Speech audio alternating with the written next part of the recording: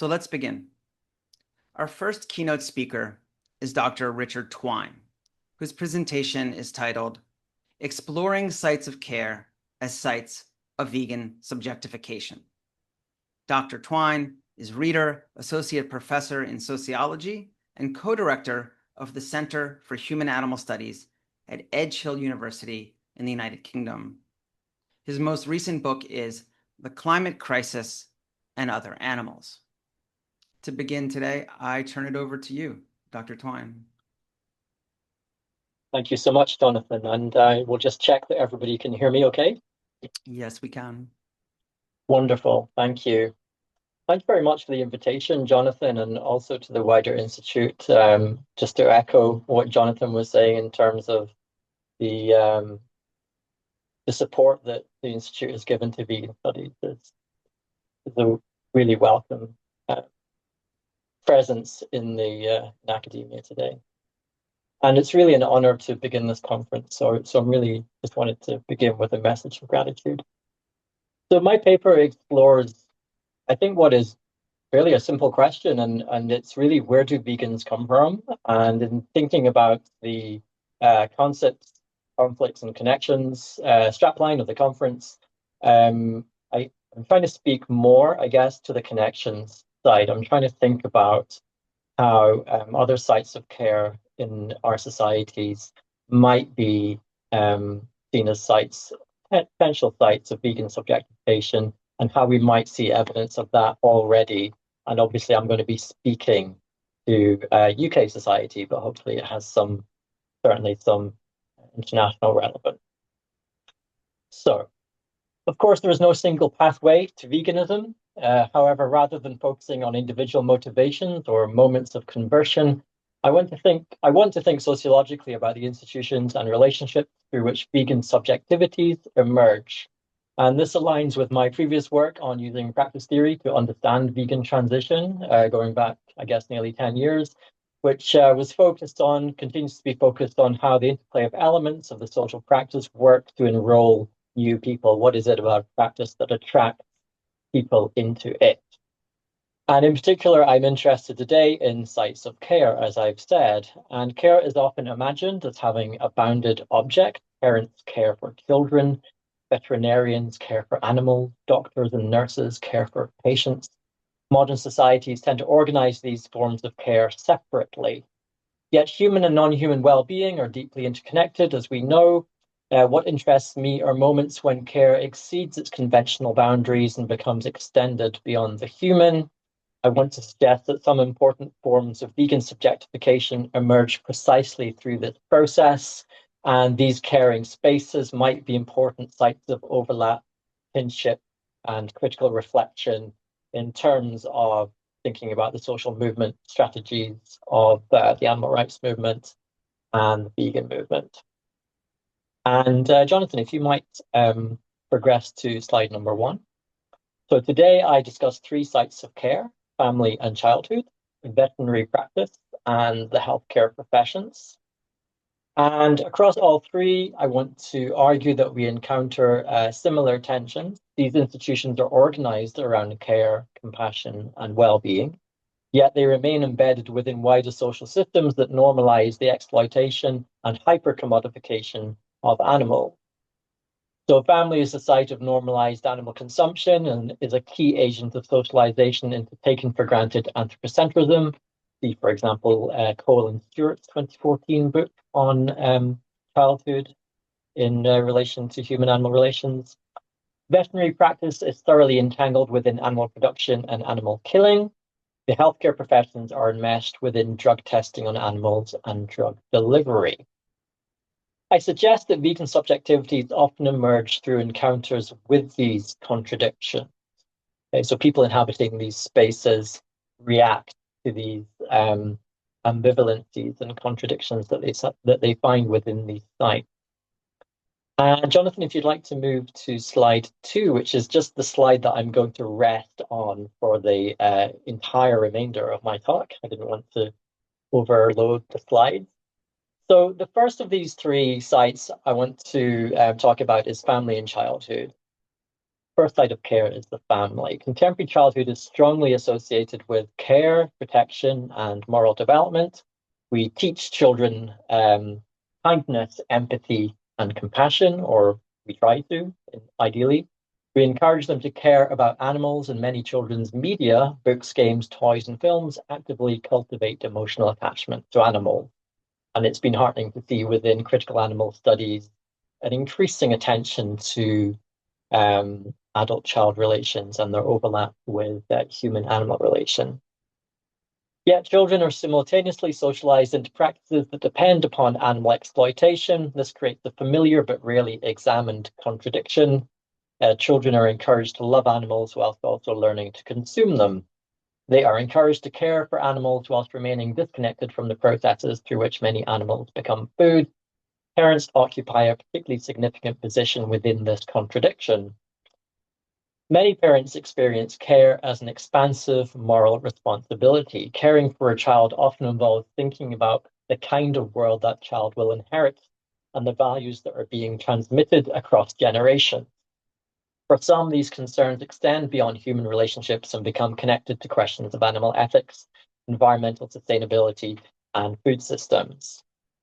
The figure of the vegan parent, therefore, represents more than a dietary preference. It represents a reconfiguration of care itself. The vegan parent refuses to reproduce the normalization of animal exploitation through everyday practices of feeding and socialization. Similarly, vegan children can be understood as challenging dominant assumptions about both childhood and human-animal relations. The social anxieties often directed towards vegan families are revealing. Vegan children are frequently represented as vulnerable, deprived, or at risk, despite evidence that vegan diet can support healthy development. Vegan children represent a direct threat to the social reproduction of human exceptionalism and a positive representation of the human as defined around care, compassion, and respect. So for me, there are interesting things going on with the emergence of vegan families and vegan children and the kind of social organization that takes place around those identities and practices. Capitalism depends on normalizing meat consumption early, embedding it in celebration and routine, and making it unremarkable. A vegan parent or child interrupts that script at the point of social reproduction. They refuse to transmit the inherited normalization of violence. This is challenging because it asks, what kind of moral world are we reproducing? Furthermore, if you can test the moral development of childhood, you can test human-animal hierarchy, and you fundamentally can test what it means to be human. And this is where vegan studies and critical animal studies intersects with posthumanism. The figure of the vegan parent or child appears unsettling because it disrupts assumptions about what constitutes a normal childhood and family, and more fundamentally, what kinds of human-animal relationships should be reproduced across generations. They are then important figures of political resistance. We can see some examples at the community level, vegan parents and families coming together on social media, sharing experiences and practices. We can also see an increasing attention to childhood and family within critical animal studies, as I mentioned before. So I just have on the slide there an example from social media, which is a UK vegan families Facebook group, which I think has close to 2,000 members. Okay, some of those members will be supporters rather than oh, sorry, that particular group's got 4.6K members, I should say. Yeah, some will be supporters, some will be family members. Okay. I want to move now to the second example of veterinary practice, the second site of care. Veterinary practice is obviously explicitly organized around animal care. The profession is associated with healing, compassion, and the alleviation of suffering. Yet veterinary expertise is also deeply entangled with the animal industrial complex, the concept that many of us use within critical animal studies. Vets play important roles within systems of animal agriculture, including disease management, productivity enhancement, and the certification of animal welfare standards where they might exist. This places vets in a unique epistemic position, witnessing directly the realities of animal production systems. They encounter forms of suffering and commodification that remain largely hidden from public view. Consequently, veterinary practice often becomes a site of emotional ambivalence. The profession's commitment to animal welfare sits uneasily alongside institutional arrangements in which animal lives remain subordinated to economic profit. For some vets, these contradictions become difficult to reconcile. The figure of the vegan vet emerges from this space. Just as veganism is appropriate for the nurturing and compassionate vision of parenting in childhood, the idea of the vegan vet has an obvious appropriateness. So I argue, if the profession is concerned with animal care, and many young vet students are precisely attracted to the profession due to their love of animals, then the figure of the vegan vet is aligned, it is consistent. The vegan vet takes seriously the ethical language of care, welfare, and compassion that already exists within the profession, but extends it beyond the limits established by animal commodification or mainstream veterinary practice. They represent an internal critique generated from within one of the key institutions that manages instrumentalized human-animal relations. It's difficult to see how the animal-industrial complex would function without the veterinary profession. The vegan vet is a poignant example of resistance and a disruptive insider. They have an authority to speak and be listened to.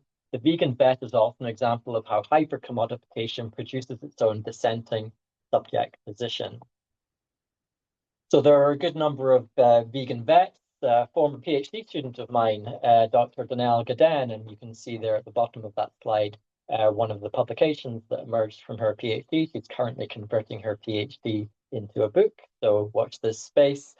And herself, a former vet nurse, examined the experience of vegan vets in the UK and produced a really interesting study. And I'm not just saying that because I was her supervisor. I'm really excited for that work to be published in book form. Another great example of a vegan vet or activity related to vegan vets is Dr. Alice Bruff, who on social media is called the Vegan Pig Vet, a well-known UK activist who turned her back on being a practicing pig vet to become a full-time animal activist. And one of the top UK vet schools in the UK at Bristol University has a vegan society formed by the vet students. And you can also see on the slide there a particular network, the Veterinary Vegan Network. So again, like the first example and the second example, we can see forms of social organization around this practice and identity of being a vegan vet. Okay, so I'll move now to my third example, which is healthcare professions. So here I extend the analysis into a domain that has received much less attention within human-animal studies, healthcare professions. Healthcare professionals are organized around the promotion of health, well-being, and prevention. Traditionally, this focus has been directed primarily towards human patients, obviously. However, in recent years, some healthcare professionals have begun making explicit connections between human health, animal well-being, and environmental sustainability.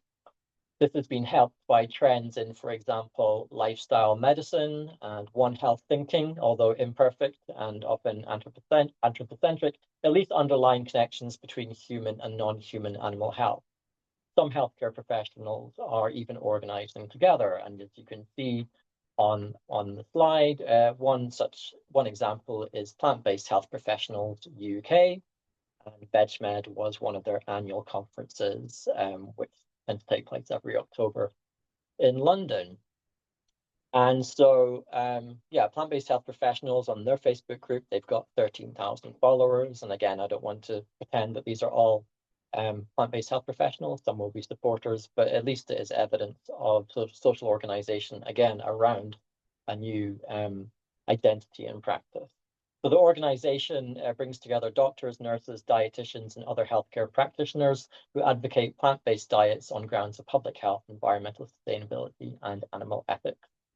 What interests me here is not just advice for dietary change, rather it is the way in which care is being reimagined. The vegan health professional expands the object of care beyond the individual human patient. This embodies the more sociological notion of public health, attendant to the causes of ill health, and indeed extends this to ecological public health. So this is like the One Health paradigm, but as if non-human animals actually mattered.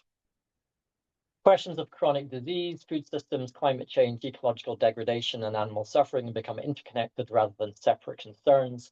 This is clearly also about planetary health and how that is a vital context for human health and the flourishing of non-human animals. This example, like the others, also has tensions. Healthcare institutions frequently encourage healthy eating whilst operating within societies where animal-based food systems remain dominant and heavily normalized. It's as if we are carrying on with practices that we know are harmful, but we continue doing them anyway. I'm reminded of Gramsci's quote, more recently drawn upon by Nancy Fraser, the philosopher: "The old is dying and the new cannot be born. It seems like people who become vegan are those capable of giving birth to the new, but they presently remain too few." This is part of the rationale of this paper, to try to understand the different sites which might do something about that. It's not just that hospitals serve animal products or that health professionals may in many cases still be beholden to dated dietary advice or stereotypes about veganism. It is also that the medical profession still has to focus on treatment over prevention, and that the broader healthcare system remains tied to animal experimentation. The vegan health professional therefore occupies a position somewhat analogous to the vegan vet in terms of being located within a complicit set of institutions. Both emerge from caring professions, but both extend care beyond its conventional boundaries, and both expose contradictions between institutional commitment to well-being and broader social practices that generate harm. Okay, so what might be the connections here between these three examples? In each case, we have institutions organized around care. In each case, those institutions remain embedded within wider systems that normalize animal exploitation. And in each case, some individuals respond by extending care beyond the boundaries that conventionally define their professional or social role. Beyond the human family, beyond animal welfare, and beyond the individual human patient, towards animals, ecosystems, and future generations. Vegan subjectification in these examples can therefore be understood as a process through which existing caring identities become reconfigured. Rather than emerging outside institutions, vegan subjectivities may emerge from within them, specifically when people realize and acknowledge that they are in relation with other animals, and that these are often harmful relationships. This echoes Laurie Gruen's assertion in her book Entangled Empathy that we need to acknowledge we are in relation with non-human animals, and it's exactly that kind of basic first step that many people need to go through. These relations are often unseen precisely because they are spatially managed and distanced by social institutions.